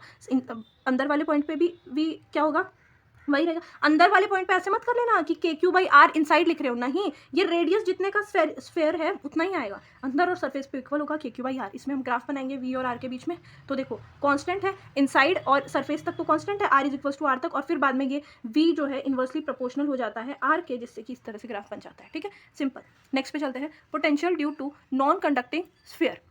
नॉन कंडक्टिंग के अंदर भी क्या होती है, इलेक्ट्रिक फील्ड होती है, बाहर भी इलेक्ट्रिक फील्ड होती है, ये चीज़ हमने देख ली। बाहर इसका क्या होगा, बाहर मतलब इस पॉइंट के ऊपर आउटसाइड क्या होगा, potential KQ by R naught, R जो है ये इसकी सेंटर से आउटसाइड पॉइंट तक की डिस्टेंस है, ठीक है। इनसाइड वाला क्या होगा, इसमें अंदर वाला फॉर्मूला याद रखो, बाकी सारी चीज़ें आ जाएंगी। इनसाइड अंदर क्या होगा, potential V inside at any point, है ना, जो कि मान लो ये इस पॉइंट पे पूछा और इसकी डिस्टेंस जो है ये स्मॉल r है, ठीक है। स्मॉल r इसके सेंटर से इनसाइड वाले पॉइंट की डिस्टेंस है, तो V inside is equal to KQ into 3r square minus r square upon 2r cube, ठीक है। और इनसाइड वाले पॉइंट पे अगर मैंने r इज इक्वल टू 0 लिख दिया तो सेंटर पे आ जाएगा, तो सेंटर के ऊपर 3/2 KQ बाई आर आ गया। और अगर मुझे सरफेस पे निकालना है तो मैंने स्मॉल r की जगह कैपिटल R रख दिया, तो मेरा सरफेस पे आ जाएगा, जो कि KQ बाई आर होगा, ठीक है। और नॉन कंडक्टिंग स्फीयर के अंदर जो सेंटर के ऊपर जो पोटेंशियल है वो 3/2 ऑफ सरफेस के ऊपर पोटेंशियल होता है, ठीक है। ये चीज़ ध्यान रखो। अब इसका ग्राफ कुछ ऐसा होगा, ग्राफ देखो मैंने कितना ही गंदा बनाया है, पर जो भी है ये ऐसा होगा, यहाँ पे पोटेंशियल है और यहाँ पे क्या है, रेडियस है, ठीक है। अब इसका देखो सबसे मैक्सिमम कहाँ है, सेंटर के ऊपर, सेंटर का है सबसे मैक्सिमम। देखो यहाँ पे सेंटर के ऊपर मैक्सिमम पोटेंशियल है, फिर डिक्रीज होता गया, फिर यहाँ पे एक पॉइंट आ गया जहाँ पे ये हमने सरफेस वाला देख लिया है ना, यहाँ पे रेडियस आर है, ये इससे कम कम तक क्या है, यहाँ पे हाई पोटेंशियल है, डिक्रीज होता गया और डिक्रीज होता गया जब आर मतलब आउटसाइड चले गए हम, है ना, कैपिटल आर से बड़ी होगी अपनी ये, है ना। चलो अच्छा, ये चीज़ मैंने थोड़ा गलत लिख दिया है ना, इसको हटाओ। आपको ये समझना है ये सरफेस के अंदर है और ये सरफेस के बाहर है, ठीक है। सरफेस के अंदर होगा, इसका मतलब क्या होगा, कैपिटल आर की वैल्यू बड़ी होगी स्मॉल आर से। और हाँ, इसमें मैंने नहीं सही लिखा था, सॉरी सही लिखा था, कोई बात नहीं है। अब स्टार्ट करते हैं हम कैपेसिटर, है ना। कैपेसिटर क्या होता है, कैपेसिटर में कैपेसिटेंस होती है Q बाई वी, सीधा सीधा याद रखो, C equals to Q by V. ये जो C है कैपेसिटेंस है, ये ना ही चार्ज पे डिपेंड करती है, ये ना ही पोटेंशियल पे डिपेंड करती है, independent of charge and potential. Then depend on what, depend on shape size and medium, ठीक है। किसका, ये कैपेसिटर वाले जो प्लेट्स हैं इनका शेप या साइज और इनके बीच में कौन सा किस टाइप का मीडियम भरा है इसके ऊपर डिपेंड करती है। कैपेसिटर में देखो क्या होती है, दो प्लेट्स होती है सेम एरिया की, सेम साइज की दो प्लेट्स होती है, एक पॉजिटिव टर्मिनल से जुड़ी होगी, एक नेगेटिव से जुड़ी होगी। सीधा सीधा देखो, चार्ज यहाँ से यहाँ मूव कर रहा है, इन दोनों प्लेट्स के बीच में फोर्स का एक फार्मूला, इसका कैपेसिटेंस कितना है Q बाई वी, और इसके बीच में फोर्स का एक फार्मूला आता है, ये इंपॉर्टेंट फार्मूला है, F is equals to sigma square A upon 2 epsilon naught is equals to Q square 2 epsilon naught by A। ये कहाँ से आया, इसमें हमने सिग्मा को वो कर दिया, रिप्लेस कर दिया, ठीक है। ये वाली चीज़ याद रखो, sigma square A upon 2 epsilon naught, F is equals to sigma square A upon 2 epsilon naught. ये F जो है वो इन दोनों के बीच की डिस्टेंस D जो है इसके ऊपर डिपेंड नहीं कर रहा। अगर आप डिस्टेंस को बढ़ा देते हो या डिस्टेंस को, ये दो प्लेट्स है इनके बीच में डिस्टेंस को बढ़ा देते हो या डिस्टेंस को कम कर देते हो, इनके बीच में फोर्स जो होगा वो क्या होगा, sigma square A upon 2 epsilon not ही होगा, ठीक है। नेक्स्ट चीज देखो, अच्छा कैपेसिटर की एक प्लेट देखूं मैं तो उसके ऊपर पॉजिटिव चार्ज है, दूसरी प्लेट देखूं तो उसके ऊपर नेगेटिव चार्ज है, लेकिन ये पॉजिटिव क्यों है तो ये नेगेटिव क्यों है, दोनों का चार्ज इक्वल है, तो नेट चार्ज, ये पूरा सिस्टम है ना कैपेसिटर, ना कि सिर्फ ये एक प्लेट है कैपेसिटर। तो इस पूरे के ऊपर अगर मैं नेट चार्ज देखूं तो कैपेसिटर के ऊपर नेट चार्ज जो है वो जीरो होता है, ठीक है। नेक्स्ट चीज पे चलते हैं, नेक्स्ट पॉइंट पे चलते हैं, energy stored in a capacitor. Energy store क्या होगी, half CV square, half QV, Q square by 2C और half epsilon not E square AD, है ना। यहाँ से अपन एनर्जी डेंसिटी भी निकाल सकते हैं, ये तो हो गया वॉल्यूम, तो एनर्जी डेंसिटी क्या हो जाएगी, एनर्जी अपॉन वॉल्यूम, तो half epsilon not E square. अगर इतनी इतनी वैल्यू देखें अपन तो एनर्जी स्क्वायर, एनर्जी डेंसिटी हो जाती है, और ये पूरा देखें तो ये एनर्जी हो जाती है half epsilon not E square AD। Energy देखो फॉर्मूला मेन क्या है, हाफ CV स्क्वायर, इसमें हमने CV की जगह क्या लिख दिया, Q लिख दिया, हाफ QV आ गया, और ये क्या आ गया Q स्क्वायर बाई 2C। इस वाले फॉर्मूले से C is equals to Q by V से अब हम इसको आगे कुछ कुछ की वैल्यू रख के रिप्लेस करते रहेंगे तो वो आता रहेगा, है ना। अब देखो ये जो कैपेसिटर में स्टोर्ड एनर्जी है ये हाफ CV स्क्वायर है, ठीक है, और असली में स्टोर्ड एनर्जी कितनी होगी, CV स्क्वायर होगी, या फिर मैं कह सकती हूँ हाफ QV है ना। मैंने देखा था काइनेटिक एनर्जी जो है वो इस वाले इलेक्ट्रिक उसमें काइनेटिक एनर्जी जो है वो होती है QED, मतलब Q इंटू V होती है एनर्जी। एनर्जी कितनी हो गई, Q into V। Work done भी तो हमने देखा था कि Q इंटू V तो था वर्क डन, किसी पॉइंट के ऊपर जो चार्ज है और उस पॉइंट के ऊपर पोटेंशियल है तो ये वर्क डन होगा। लेकिन हमने देखा कि कैपेसिटर में जो स्टोर्ड एनर्जी है वो तो हाफ QV ही है, तो हाफ QV एनर्जी कहा जा रही है, ये बताया गया है। When capacitor is charge by a battery तो हाफ QV एनर्जी जो हो जाती है स्टोर हो जाती है कैपेसिटर के अंदर, और उसके अलावा जो हाफ एनर्जी होती है वो हीट के फॉर्म में क्या हो जाती है, लॉस्ट हो जाती है, ठीक है। ये चीज़ है। इसके बाद में अब ये आ गए हैं कैपेसिटर से रिलेटेड बहुत इंपॉर्टेंट चीज़ है जिसमें फार्मूलाज वगैरह भी आते हैं बहुत सारे, देख लेते हैं, है ना। पैरेलल प्लेट कैपेसिटर लिया, एक मैंने ऐसा कैपेसिटर लिया जिसके अंदर वैक्यूम भरी है, एक मैंने ऐसा लिया जिसके बीच में मेटालिक स्लैब है, एक मैंने ऐसे लिया जिसके अंदर dielectric fully filled dielectric slab है, और एक ऐसा लिया मैंने जिसके अंदर पार्शियली फिल्ड डाइइलेक्ट्रिक स्लैब है, ठीक है। अब चारों में हम देखेंगे इलेक्ट्रिक फील्ड क्या होगी, इनका कैपेसिटेंस क्या होगा, और इनके अंदर जो है पोटेंशियल डिफरेंस क्या होगा, ठीक है। देखो इसका चार्ज डेंसिटी कितना है, पॉजिटिव सिग्मा नेगेटिव सिग्मा, बीच में डिस्टेंस D, ठीक है, क्योंकि ये प्लस वाली प्लेट है ये माइनस वाली है इसलिए पॉजिटिव नेगेटिव है, ठीक है। इसमें इलेक्ट्रिक फील्ड क्या होगा, सिग्मा अपॉन एप्सिलॉन नॉट, सीधा सीधा sigma upon epsilon naught. Electric field sigma upon electric field में proportional to sigma upon epsilon naught, और ये चीज़ें याद रखो आप, है ना। रुको मैं आपको बताती हूँ, electric field proportional to sigma upon epsilon naught आएगा, इन सब के लिए बता रही हूँ मैं, इन सब में आप देखते जाना आगे आंसर इस हिसाब से आएंगे आपके। और जो आपका ये है क्या कहते हैं इसको, कैपेसिटेंस है, ये प्रोपोर्शनल टू आएगा epsilon not A upon D, है ना, ठीक है। एरिया के प्रोपोर्शनल, डिस्टेंस के क्या इनवर्सली प्रोपोर्शनल, और ये एप्सिलॉन नॉट के प्रोपोर्शनल आएगा, epsilon not A by D, ठीक है। इतनी चीज़ याद रखो। अब इससे हमें अगर पोटेंशियल डिफरेंस निकालना है तो E की वैल्यू को मैं D से मल्टीप्लाई कर दूंगी तो सीधा सीधा पोटेंशियल डिफरेंस आ जाएगा, पोटेंशियल डिफरेंस आ जाएगा E इंटू D। ये तीन चीज़ें याद रखो, ये चारों चीज़ें मैं अभी यहीं पे इसी क्लास के अंदर याद करवाने की गारंटी करती हूँ। ये तीन चीज़ें क्या है, इलेक्ट्रिक फील्ड जो होगी वो क्या होगी, proportional to sigma upon epsilon naught, capacitance होगा epsilon not A by D, और जो अपना चेंज इन पोटेंशियल होगा वो E इंटू D होगा, ठीक है। सिंपल। अब देखते हैं electric field sigma upon epsilon not, है ना, क्योंकि इसमें वैक्यूम भरा है तो हमें किसी भी चीज़ को यहाँ पे वो नहीं करना है, इंक्रीज नहीं करना है, सीधा सीधा ये रखना है sigma upon epsilon naught. Capacitance Q by V होता है और ये हो गया epsilon naught A by D, ठीक है। नेक्स्ट देखते हैं अपन चेंज इन पोटेंशियल कितना होगा, ए ई इंटू डी, ई क्या है sigma D upon epsilon not, है ना। और हमने सिग्मा की वैल्यू क्या होती है, सिग्मा को हम क्यू बाई ए लिख सकते हैं ना। यहाँ पे भी हमने क्यू की वैल्यू सिग्मा इंटू ए लिखी है ना, सिग्मा इंटू ए लिखी थी, फिर ये नीचे आया तो कट गया था, है ना। यहाँ पे देखा हमने सिग्मा की जगह मैंने क्यू बाई ए लिख दिया तो क्यू डी बाई ए आ गया, है ना, ये चीज़ आ गई, ठीक है पोटेंशियल। अब देखते हैं मेटालिक स्लैब। मेटालिक स्लैब में क्या होता है, इसमें आपको ध्यान रखना पड़ेगा कि इलेक्ट्रिक फील्ड क्या हो गई, जीरो हो गई। इलेक्ट्रिक फील्ड अगर जीरो हो गई तो फिर आपका पोटेंशियल डिफरेंस भी जीरो हो जाएगा, क्योंकि जीरो को डी से मल्टीप्लाई करोगे जीरो आएगा। और सी क्या हो जाएगा, ये इन्फिनिटी हो जाएगा, क्योंकि सी जो होता है वो क्यू बाई वी होता है ना, और वी जीरो है तो सी क्या हो जाएगा, इन्फिनिटी हो जाएगा। आई बात समझ में, easy peasy lemon squeezy. Next देखते हैं अपन डाई इलेक्ट्रिक स्लैब के, जिसका क्या बोल रही हूँ मैं, डाई इलेक्ट्रिक स्लैब या तो फुली फील्ड होगा या पार्शियली फील्ड होगा, जिसका डाई इलेक्ट्रिक कांस्टेंट क्या है, के है, ठीक है। फुली फील्ड होगा, ये पॉजिटिव सिग्मा वाली प्लेट, नेगेटिव, बीच में डी डिस्टेंस है इन दोनों के बीच में, यहाँ पे कुछ डाई इलेक्ट्रिक फील्ड है ना, और ये जो है इसका के जो है वो क्या है, डाई इलेक्ट्रिक कांस्टेंट है। सीधा सीधा पता था, ये देखो अभी के लिए इसको भूल जाओ, मुझे पता था कि ई जो है वो सिग्मा अपॉन एप्सिलॉन नॉट होता है। ई प्रपोर्शनल, ये तीन चीज़ें याद करवाई ना मैंने, E proportional to sigma upon epsilon naught, C proportional to epsilon naught A by D, और डेल्टा वी जो है वो ई इंटू डी करके आप निकाल लोगे, सिंपल।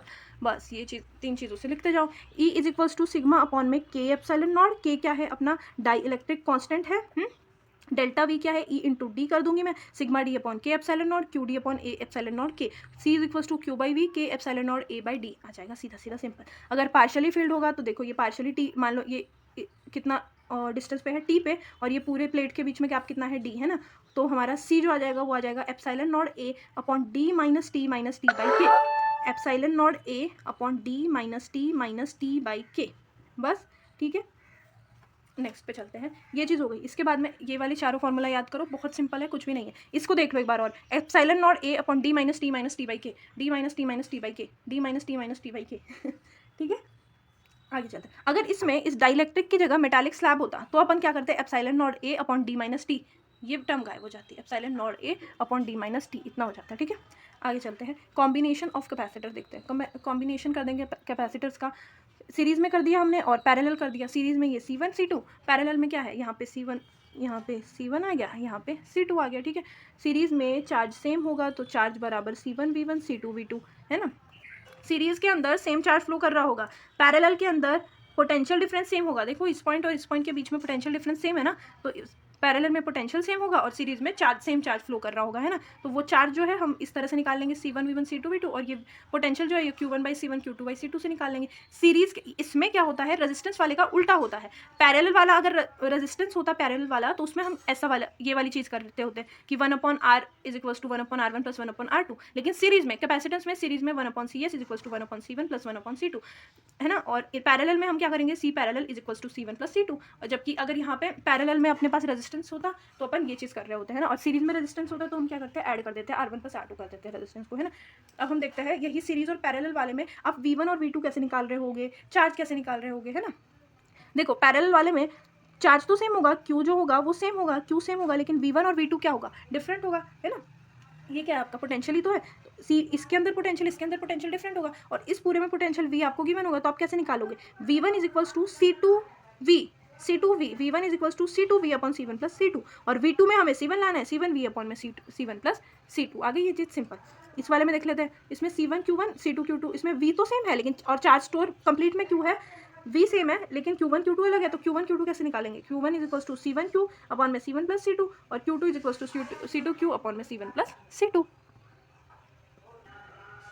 चलो नेक्स्ट चीज़ देखते हैं, इसमें मेरा थोड़ा हैंड राइटिंग खराब है, कोई नहीं मैं समझा दूंगी पर चीज़ें अच्छे से, ठीक है। Combination of dielectrics, almost chapter खत्म हो गया है। एक ये चीज़ बची है कि डाई इलेक्ट्रिक का कॉम्बिनेशन कैसे होगा। एक होगा चार्ज अनचार्ज कैपेसिटर को जोड़ देंगे तो एनर्जी स्टोर क्या होगी, और एक मैं आपको 2-3 सर्किट बता रही होंगी, इसके बाद में खत्म हो जाएगा, ठीक है। कॉम्बिनेशन ऑफ डाई इलेक्ट्रिक, ये मैंने एक K1 उसका परमिटिविटी का लगा दिया, ये K2 का लगा दिया, ठीक है। तो इसका जो इसके बीच में प्लेट में जो डिस्टेंस है वो D है। अब देखो इन दोनों, इसके लिए एरिया तो सेम है लेकिन डिस्टेंस हाफ हो गया, D/2 हो गया, और ये दोनों सीरीज में हो गए, है ना। एरिया सेम डिस्टेंस हाफ मतलब सीरीज में हो गया। तो सीरीज वाले का कैसे निकालते हैं, पहले इसका क्या होगा, K1 epsilon not A upon D/2, K2 epsilon not A upon D/2। Series में क्या करते हैं, 1/CS is equals to 1/C1 plus 1/C2, C2 सीधा सीधा C इक्विवेलेंट प्रोपोर्शनल किसके है, K इक्विवेलेंट के प्रोपोर्शनल है, तो K का भी क्या कर देंगे, सीरीज वाला वो वाला फॉर्मूला लगा देंगे। ये चीज़ याद रखना, ऐसे वाली चीज़ें आ जाएंगी तो C equivalent is equal to K equivalent epsilon not A upon D। और यहाँ पे मैंने K1 रखा K2 रखा। इसका देखो एरिया हाफ हो गया है, डिस्टेंस सेम है, डिस्टेंस D है, एरिया आधा हो गया है, ठीक है।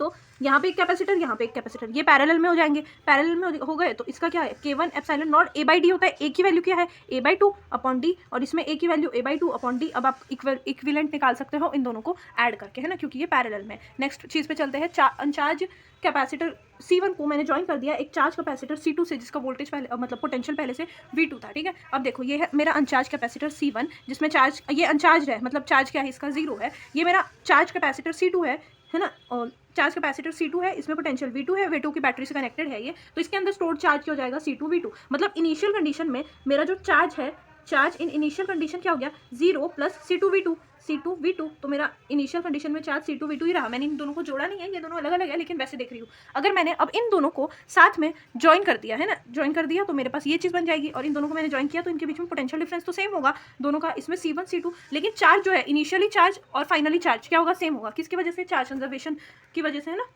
तो देख लेते हैं Q final is equals to Q initial. Final charge क्या है, मैं यहीं पे कर देती हूँ, इतनी गंदी राइटिंग लिखी है मैंने जिसकी कोई हद नहीं है। Q final is equals to Q initial, मतलब initial charge is equals to final charge. Initial charge कितना है अपना, C2V2 is equals to final charge. Finally charge कितना होगा आपका, इसके अंदर मान लो ये नया पोटेंशियल जो है VC हो गया है, ये VC चार्ज का पोटेंशियल मान लिया हमने इंटू C1 प्लस C2, ठीक है। तो VC इज इक्वल्स टू क्या हो जाएगा, यहाँ से हम नया वाला अरे अच्छा ये तो दिख ही नहीं रहा है आप लोगों को, सॉरी, अब दिख रहा होगा ना। हाँ, यहाँ से अपना VC जो हो जाएगा वो हो जाएगा C2V2 upon C1 plus C2। ये देख लो एक बार, ये चीज़ मैंने ढंग से नहीं समझाई, मतलब दिखी नहीं थी इसमें। इसके अंदर पोटेंशियल जो है बाद में सेम होगा, सेम क्रिएट हुआ, लेकिन इसका जो फाइनल चार्ज है वो क्या होगा, C1VC प्लस C2VC, है ना, दोनों में पोटेंशियल सेम है, तो C1VC प्लस C2VC। और इनिशियल चार्ज क्या है, C2V2 is equal to C1VC plus C2VC, VC common ले लिया तो C1 प्लस C2। यहाँ से मैं VC निकाल लूँगी, इसके अंदर कितना पोटेंशियल डिफरेंस जनरेट होगा। और अगर मैंने इसमें चार्ज को चार्ज से जोड़ दिया तो सीधा यहाँ पे C1V1 आ जाएगा, 0 की जगह C1V1 आ जाएगा, तो अपना जो इनिशियल चार्ज है वो C1V1 C2V2 आ जाएगा। एनर्जी कैसे निकाल रहे होंगे इनमें, पहले वाले में एनर्जी कितनी होगी, half C2V2 square, sorry half C2V2 square, हाँ सही है, और फाइनल में कितनी होगी, हाफ C क्या है अपना C1 प्लस C2, और क्या है VC square. C1 plus C2 क्यों है, क्योंकि ये पैरेलल में है, सीरीज में होते तो अपन वो वाला फॉर्मूला लगा के इक्विवेलेंट निकाल लेते हैं, ठीक है, सिंपल।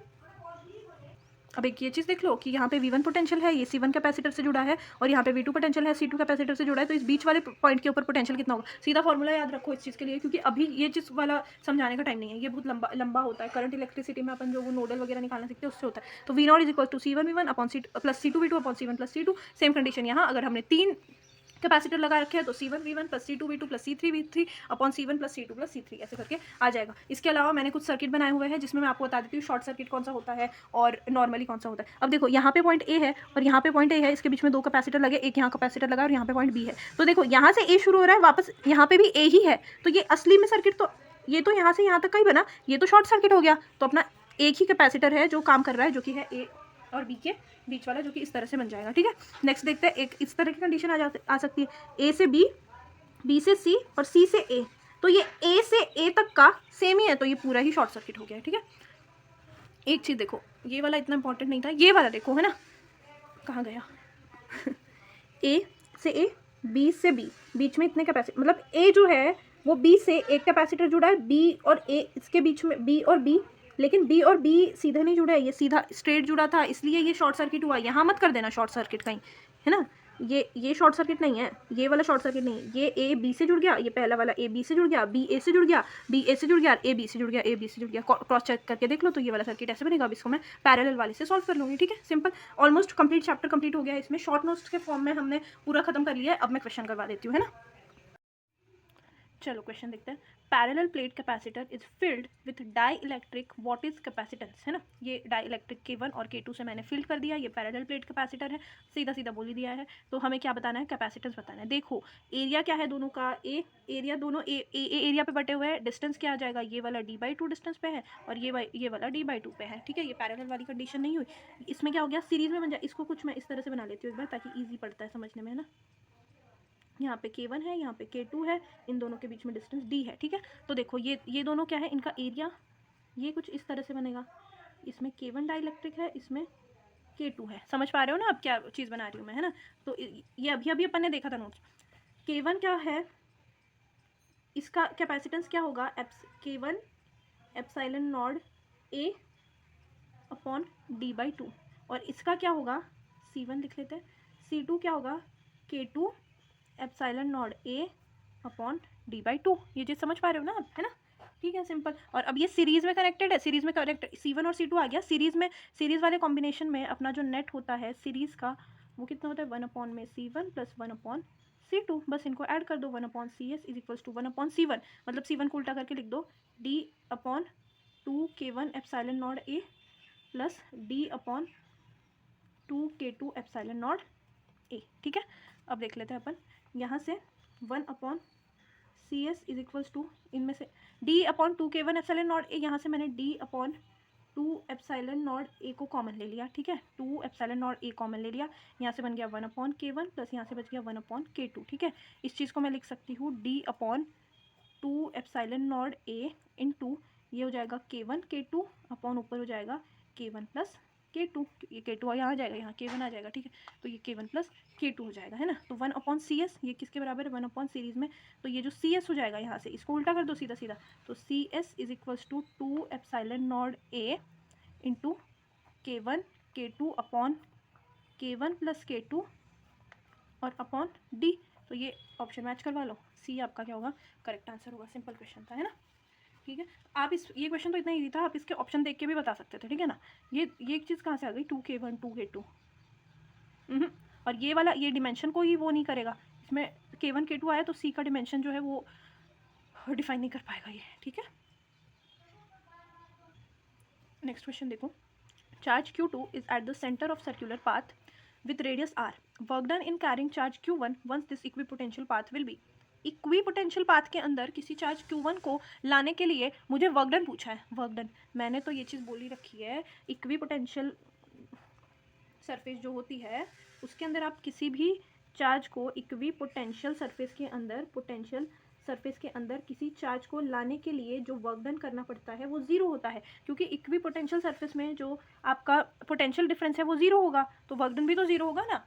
अगर इस पोटेंशियल से इस सेम पोटेंशियल में आप किसी को मूव करवाना चाह रहे हो तो ज़ीरो होगा, आंसर क्या आ जाएगा, सीधा सीधा ज़ीरो। इसको सॉल्व करने मत बैठ जाना कहीं। नेक्स्ट क्वेश्चन देखते हैं, 3 capacitors of 3 microfarad 2 microfarad and 6 microfarad are connected into series when battery of 10 volt is connected to the combination then charge of the capacitor will be, है ना। हमें चार्ज बताना है, चार्ज निकालना है। ये 3 कैपेसिटर है, इनको मैंने सीरीज़ में लगा दिया कुछ इस तरह से।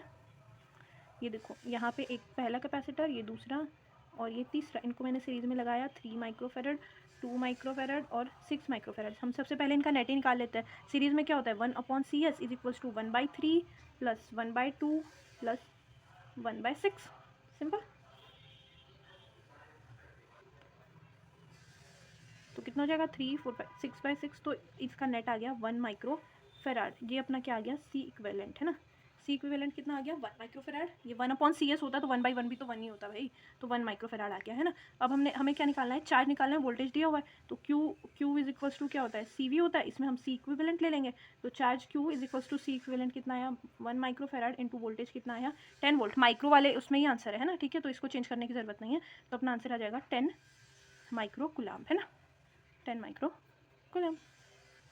नेक्स्ट क्वेश्चन देखते हैं, parallel plate capacitor is first charge, पहले चार्ज किया and then isolated and dielectric slab is introduced between plate, the quantity that remains unchange. Unchange quantity क्या होती है, कौन सा चेंज नहीं होता, हमने देखा है जब ये चीज़ें भी होती है इसमें कि चार्ज को अनचार्ज से जोड़ दिया, चार्ज को चार्ज से जोड़ दिया। जो कांस्टेंट रहेगा वो कंजर्वेशन ऑफ चार्ज से क्या होगा, अपना Q कांस्टेंट रहेगा। बाकी पोटेंशियल, कैपेसिटी, मतलब कैपेसिटेंस और एनर्जी ये सब चेंज होता रहता है। ठीक है, चार्ज जो होता है वो कंजर्वेशन, इसका ये किस वजह से चार्ज आया, बिकॉज कंजर्वेशन होता है चार्ज का, है ना। तो अपना चार्ज जो होता है वो कांस्टेंट रहता है, सिंपल। चलो नेक्स्ट क्वेश्चन देखते हैं। इस क्वेश्चन में पूछा है इक्विवेलेंट कैपेसिटेंस इज, जबकि जिसमें सबकी कैपेसिटेंस क्या है, CCC है। अब इसमें देखो इस वाले सर्किट को हम कैसे बनाएंगे, कैसे सिंपल करेंगे। ये सर्किट जो है इसमें ये वाला कैपेसिटेंस A से जुड़ा है, सॉरी यहाँ पे B है और यहाँ पे A है, यहाँ पे A है और यहाँ पे B है, ऐसे है ये, है ना। ये मैंने ये वाला इससे भी जुड़ा है और ये वाला इससे भी जुड़ा है, ये वाला इससे जुड़ा है, ये यहाँ बी से भी जुड़ा है। इस चीज़ को हम इस तरह से बनाएंगे ना, अभी हमने उस वाले में देखा था, मैंने उसमें ये डिटेल में समझाया, तो मैं वापस टाइम क्यों वेस्ट कर रही हूँ। ये देखो, ये कुछ इस तरह से बन जाएगा। तो ये तीनों किस में आ गए, पैरेलल में आ गए। तो पैरेलल में क्या हो जाता है, ऐड हो जाता है, सी प्लस सी प्लस सी, 3C हो जाएगा। ठीक है, ये अभी आपको लग रहा है कि मैं सॉल्व करवा रही हूँ तो टाइम लग रहा है, ये सब चीज़ें पता होंगी, एग्जाम में करोगे तो बहुत जल्दी आंसर आ जाएंगे। नेक्स्ट क्वेश्चन देखते हैं। In a certain region of space with volume 0.2 metre cube and the electric potential क्या है, is found to be 2 volt throughout. ये चीज़ देखो, थ्रू आउट का मतलब है कांस्टेंट है पूरे टाइम के लिए, है ना। The magnitude of electric field in this region, magnitude बताना है इलेक्ट्रिक फील्ड का इस रीजन के अंदर। ठीक है, देखो सबसे पहली चीज़ इलेक्ट्रिक फील्ड और इसमें पोटेंशियल में ये वाला रिलेशन देखा हमने, है ना, ये वाला रिलेशन देखा। अब ये जो है, अगर मान लो डिफ्रेंशिएशन करना है और v ही हमारा कांस्टेंट है, v तो हमें कांस्टेंट दे रखा है 5 volt through out, 2 volt sorry 2 volt through out, मतलब v कांस्टेंट है, v कांस्टेंट है तो अपना इलेक्ट्रिक फील्ड कितना आ जाएगा, 0 आ जाएगा। ठीक है, कांस्टेंट का डिफ्रेंशिएशन करोगे आप किसी के भी रिस्पेक्ट में तो 0 ही तो आता है। पढ़ो question. The capacitance of the parallel plate capacitor with air as a medium is 6 millifarad in presence of dielectric medium, air की जगह डाई इलेक्ट्रिक मीडियम कर दिया तो the capacitance become 30 millifarad sorry. The permittivity of the medium, इस permittivity क्या थी, वो के था। ठीक है, देखो पहले केस में इन केस ऑफ एयर अपना जो कैपेसिटेंस है इन केस ऑफ एयर जो है वो कितना है, 6 मिलीफेराड, है ना, जो कि क्या होता है epsilon naught A upon D, इसकी वैल्यू 6 मिलीफेराड। और in case of dielectric ये कितना है 30 मिलीफेराड, जो कि इसकी वैल्यू कितनी होती है के epsilon naught A by D. पता है ना डाई इलेक्ट्रिक की प्रेजेंस में क्या फॉर्मूला होता है, के epsilon naught A by D, और के की वैल्यू निकालनी है हमें। अब देखो epsilon naught A by D की जगह 6 रख दो, इसके जगह मैंने 6 मिलीफेराड रख दिया, तो के की वैल्यू क्या आ जाएगी 30/6, दैट इज 5। आ गया आंसर, 5 आ गया। अब इसमें आप ये चीज़ भी याद रख सकते हो कि सी न्यू जो है, ये सीधा सीधा, अब ये तो मैंने पूरा सॉल्व करके बताया, इसका एक और ये फॉर्मूला होता है कि सी न्यू जो है डाई इलेक्ट्रिक के प्रेजेंस में वो के इंटू सी वैक्यूम या फिर सी एयर वाला होता है। ठीक है, उसके इक्वल होता है ना, ये चीज़ याद रख लो, चाहे इसका आंसर आ जाएगा 5। चलो नेक्स्ट क्वेश्चन देखते हैं। Short electric dipole of movement 16 into 10⁻⁹ centimetre, the electric potential due to dipole at the point at a distance 0.6 metre from the centre of dipole situated on the line making an angle 60 degree with the dipole axis. सीधा सीधा formula based question है।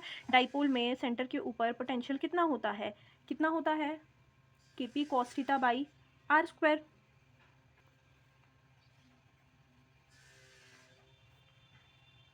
Theta की value 60 degree given है, के की value हमें पता होती है, गिवन भी है 9 इंटू 10⁻⁹ न्यूटन मीटर स्क्वायर पर coulomb square. Dipole movement P की वैल्यू हमें गिवन है 16 इंटू 10⁻⁹ ठीक है, और इसके अलावा हमें आर की वैल्यू भी गिवन है। आर की वैल्यू कितनी गिवन है, आर की वैल्यू है 0.6 मीटर। तो देख लो, इसमें वैल्यूज़ रखो और आंसर आ जाएगा, और कुछ नहीं करना है, बस अब कैलकुलेशन करनी है ना। के की वैल्यू हमने रखी 9 इंटू 10⁻⁹ इंटू पी की वैल्यू मैंने रखी 16 इंटू 10⁻⁹ इंटू कॉस 60 लिखा मैंने, कॉस 60 की वैल्यू कितनी होती है 1/2, और आर स्क्वायर मतलब 0.6 इंटू 0.6। ये लंबी सी कैलकुलेशन कर लो आप और आंसर निकाल लो, जिसके अंदर मुझे कॉस 60 की वैल्यू 1/2 रखनी है। ठीक है, और ये पूरा सॉल्व करके आंसर निकाल लेना है ना, आ जाएगा, और कुछ नहीं है इसमें। चलो नेक्स्ट क्वेश्चन देखते हैं। In this circuit potential difference across the 4.5 microfarad capacitor is, ये सर्किट दिया हुआ है, ये कैपेसिटर है और यहाँ पे पैरेलल में। अब देखो इन दोनों का नेट, सबसे पहले हम ये वाले सेक्शन को सॉल्व करेंगे, देखो ठीक है, इन दोनों, ये दोनों पैरेलल में है, कैपेसिटर पैरेलल में होंगे तो ऐड हो जाएंगे, तो इन दोनों का नेट क्या आएगा 9 microfarad.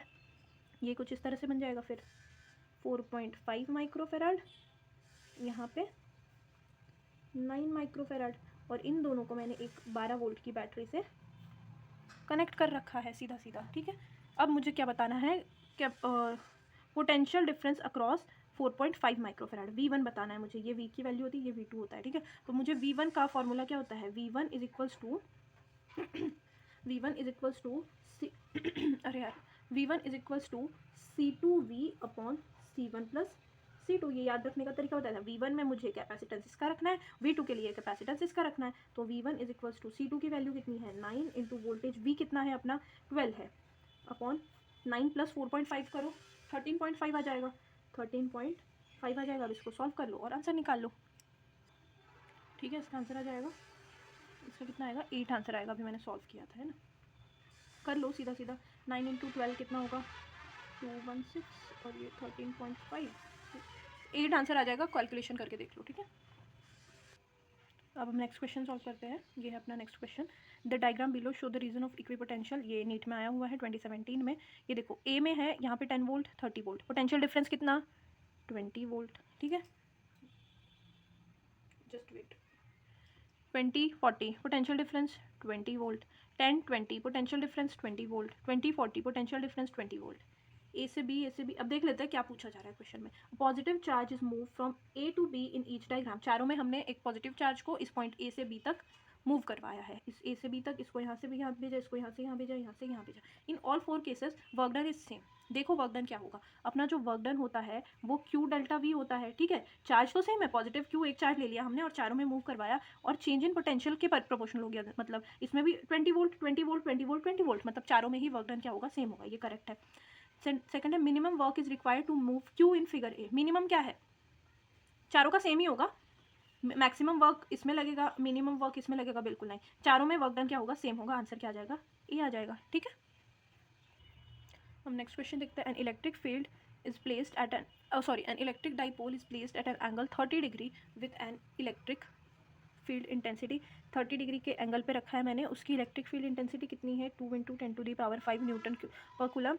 It experiences a torque of equal to 4 newton metre. The charge on the dipole if the dipole length is 2 centimetre. ये क्या है, सिंपल क्वेश्चन है, फॉर्मूला बेस्ड ही है, ठीक है। आपको दे दिया, एंगल दे रखा है 30 डिग्री, इलेक्ट्रिक फील्ड इंटेंसिटी दे रखी है आपको 2 × 10⁵। इसके बाद में आपको टॉर्क दिया हुआ है 4 न्यूटन मीटर, और इसके बाद में the charge on the dipole. If charge आपको पूछा है, इफ़ डाइपोल लेंथ एल जो है वो आपकी क्या है 2 सेंटीमीटर, मतलब 0.02 मीटर है ना। अब देखो टॉर्क गिवन है ना, और टॉर्क का फॉर्मूला क्या होता है, ये वेक्टर होता है P × E। P क्या है, डाइपोल मोमेंट, P × E मतलब PE साइन थीटा, कॉस लिखने वाली थी, PE साइन थीटा, ठीक है। P जो है क्या है आपका डाइपोल मूवमेंट, जो कि क्या होता है Q × L होता है। सिंपल, Q × L की वैल्यू कितनी है मेरी 0.02 मीटर, इंटू इलेक्ट्रिक फील्ड कितना है 2 × 10⁵, इंटू साइन थीटा की वैल्यू, साइन थीटा कितना है 30, तो साइन 30 की वैल्यू कितनी होती है 1/2, और टॉर्क की वैल्यू कितनी है 4 हमें गिवन है, ठीक है। अब निकाल लो यहाँ से Q की वैल्यू, पॉइंट यहाँ पे ये 2 × 2 = 4 आ गया। Q is equals to 2 × 10⁻³ coulomb है ना। तो ये क्या जाएगा 2 × ये मिली हो जाता है 10⁻³ मतलब मिली कुलम। मिली कुलम में आंसर दिया हुआ है, तो आपका डी करेक्ट आंसर होगा, ठीक है। चलो नेक्स्ट क्वेश्चन देखते हैं। An electron move state inside a charge. ये भी नीट वाला PYQ है ना, अभी मैं नीट के PYQs लिखे आई हूँ लास्ट में। Electron move straight inside a charge parallel plate capacitor of uniform charge density sigma. The space between the plates is filled with uniform magnetic. अच्छा देखो ये चार्ज प्लेट है ना, इसमें इलेक्ट्रिक फील्ड की डायरेक्शन कहाँ होगी, इधर होगी, पॉजिटिव से नेगेटिव की तरफ होती है ना। और बी जो मैग्नेटिक फील्ड है इसकी डायरेक्शन हमें दे रखी है प्लेन के अंदर है ना, मैग्नेटिक फील्ड इंटेंसिटी। फिर neglecting effect of gravity the time बताना है शायद, time of straight line motion of the electron in the capacitor इस टाइम पूछा है हमसे सीधा सीधा। स्ट्रेट लाइन में ग्रेविटी को नेग्लेक्ट कर रहा है, कह रहा है कोई एक्सेलरेशन भी नहीं है, ठीक है। तो हमें ये चीज़ तो पता लग गया कि एक्सेलरेट नहीं हो रहा है, तो इसमें हमें velocity is equals to distance upon time वैसे वाले फॉर्मूला यूज़ करने हैं, है ना, क्योंकि टाइम पूछा है, डिस्टेंस L दिया हुआ है। अब देख लो यहाँ से मैं अगर ये चीज़ करती हूँ, sorry, velocity is equals to displacement upon time होता है, ठीक है। तो time is equals to displacement upon velocity हो जाएगी, बिल्कुल। तो टाइम बराबर हो जाएगा डिस्प्लेसमेंट कितना है L अपॉन वेलोसिटी। वेलोसिटी कितनी होगी, देखो वेलोसिटी जो है इलेक्ट्रिक फील्ड और मैग्नेटिक फील्ड एक दूसरे के परपेंडिकुलर है, तो ये आपने मैग्नेटिक फिजिक्स में पढ़ा होगा। इलेक्ट्रिक फील्ड और मैग्नेटिक फील्ड एक दूसरे के परपेंडिकुलर है, तो उसकी वेलोसिटी जो है उस पार्टिकल की E/B होता है। इलेक्ट्रिक फील्ड की वैल्यू अपॉन मैग्नेटिक फील्ड की वैल्यू, तो मैंने यहाँ पे लेंथ लिख दी, वेलोसिटी की वैल्यू क्या लिख दी E/B लिख दिया। अब इस फॉर्मेट में तो आंसर है नहीं, हमें सिग्मा डेंसिटी दी हुई है। तो इलेक्ट्रिक फील्ड का अभी हमने फॉर्मूला पढ़ा था, इलेक्ट्रिक फील्ड क्या होता है, बीच में कोई वो है नहीं, है ना, अलग मीडियम है नहीं, तो इलेक्ट्रिक फील्ड का formula sigma upon epsilon not होता है। तो मैंने लिख दिया LB, यहाँ पे नीचे मैंने लिखा सिग्मा और ऊपर आ जाएगा एप्सिलॉन नॉट, तो आंसर हो जाएगा LB epsilon naught upon sigma. ये होगा अपना करेक्ट आंसर। चलो नेक्स्ट क्वेश्चन देखते हैं। ये है a parallel plate capacitor having a cross sectional area A and separation d, है ना, has a air between the plates, पहले एयर थी, now an inserting slab of same area but thickness d/2 is inserted between the plates as shown in the figure. इसमें देखो पहले air था, बाद में मैंने d/2 पार्ट पे क्या कर दिया, एक डाइलेक्ट्रिक स्लैब लगा दिया, ठीक है। The plates as shown in the figure having a dielectric constant k, इसका डाइलेक्ट्रिक कांस्टेंट जो है वो k है, जिसकी वैल्यू 4 गिवन है। The ratio of the capacitance to the original capacitance will be, ये जो न्यू कैपेसिटेंस है उसका रेशो सी न्यू अपॉन में सी ओरिजिनल निकालना है मुझे, ठीक है।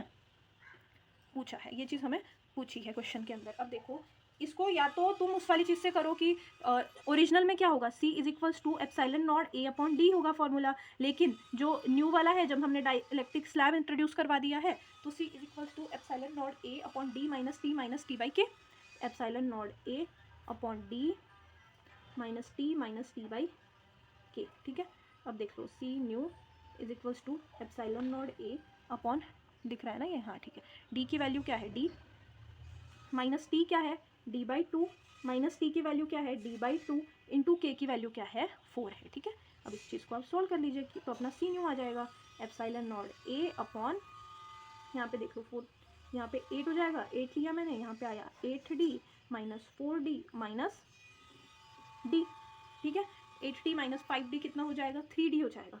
तो C न्यू जो आ जाएगा अपना, C न्यू जो आ जाएगा वो आ जाएगा epsilon not A upon 5D, दिया जाएगा 8 epsilon not A upon 5D, और C ओरिजिनल की वैल्यू कितनी है epsilon not A by D, तो epsilon not A by D की जगह मैंने C ओरिजिनल लिख दिया। तो जो मेरा C न्यू आया, यहाँ यहीं देख लो, चलो C न्यू आया, C new is equals to 8 upon 5 multiply by C original, ठीक है। और मुझे किसका किसका रेशो पूछा है, C न्यू और C ओरिजिनल का, तो C न्यू यहाँ से सीधा आ ही गया ना, C new upon C original जो है वो कितना होगा, C न्यू ये नीचे आ गया 8:5, करेक्ट आंसर क्या होगा ए, ठीक है। ठीक है, नेक्स्ट क्वेश्चन देखो, electrostatic force between the metal plate of an isolated parallel plate capacitor C, force पूछा है of capacitor C and having charge Q and the area A is, force capacitor plates के बीच में force जो है वो पूछ लिया है, ठीक है। आप सोचो, बहुत इजी क्वेश्चन है। पहला है proportional to the square root of the distance between the plate, linearly proportional to the distance से रिलेशन पूछा है, independent of distance between plate, inversely ये प्रोपोर्शनल कह रही हूँ मैं, ये जो इनके बीच में कैपेसिटर की जो प्लेट्स के बीच में जो फोर्स होता है वो इनके डिस्टेंस के ऊपर डिपेंड ही नहीं करता, ठीक है। समझ आया ना, ये इसके डिस्टेंस के ऊपर डिपेंड ही नहीं करता। क्यों नहीं करता, हमने देखा था इसको, फोर्स जो है वो sigma square A upon 2 epsilon not, ठीक है, ये फोर्स होता है। तो इसमें कहीं डिस्टेंस आया क्या, इसका डिस्टेंस के साथ कोई रिलेशन नहीं होता है, फोर्स जो है वो इंडिपेंडेंट ऑफ डिस्टेंस होता है, ठीक है। सी आंसर आ जाएगा। चलो नेक्स्ट क्वेश्चन देखते हैं, a capacitor is charged bye a battery, the battery is removed and the another identical अनचार्ज capacitor is connected. पहले कैपेसिटर को चार्ज किया बैटरी से, फिर बैटरी को हटा के उसको एक अनचार्ज कैपेसिटर से कनेक्ट किया पैरेलली, है ना। The total electrostatic energy of resulting system is, देखो ये क्या है, सबसे पहले इसको हटा देती हूँ मैं, सीधा सॉल्व करवाती हूँ। सबसे पहले एक कैपेसिटर लिया मैंने, मान लो इसका C कैपेसिटेंस है और V इसका वो है ना, V पोटेंशियल से मैंने इसको कनेक्ट कर दिया बैटरी को, और दूसरा मैंने अनचार्ज पोटेंशियल लिया जिसका Q इज इक्वल्स टू 0 है, आइडेंटिकल बोला है, देखो आइडेंटिकल, अनचार्ज आइडेंटिकल मतलब उसका आइडेंटिकल बोला है, मतलब इसका भी ये क्या है C है, कैपेसिटेंस C है, और इसमें अब इन दोनों को मैंने ज्वाइन कर दिया और मैंने एक पैरेलल प्लेट कैपेसिटर बना दिया कुछ इस तरह से, और इन दोनों के बीच में जो वोल्टेज डिफरेंस होता है वो सेम हो जाएगा, ठीक है। ये भी C का है और ये भी C का है ना। अब देखो इसमें इनिशियली चार्ज देख लिया मैंने, इनिशियली चार्ज इसका तो 0 है लेकिन इसका कितना है CV, और फाइनल चार्ज इसमें कितना है, फाइनल चार्ज अपने पास है C इंटू VS, और इसमें C इंटू VS है ना, CVS plus CVS। Initial charge को फाइनल चार्ज के इक्वलाइज कर देंगे अब हम, है ना। तो यहाँ पे आ जाएगा CV is equals to 2CVS है ना, इस वाले नए वाले का पोटेंशियल। तो अपना जो V न्यू आएगा इस वाले के लिए, जो V न्यू आएगा वो V/2 आ जाएगा, ठीक है, V/2 आ गया। अब हमें क्या पूछा है, the electrostatic energy of the resulting system की इलेक्ट्रोस्टैटिक एनर्जी। इसमें पहले केस में एनर्जी क्या है, C और V है बस, और इसमें कोई पोटेंशियल नहीं है, तो इस केस में पहले इनिशियली एनर्जी जो होगी वो हाफ CV² हो गई, ठीक है।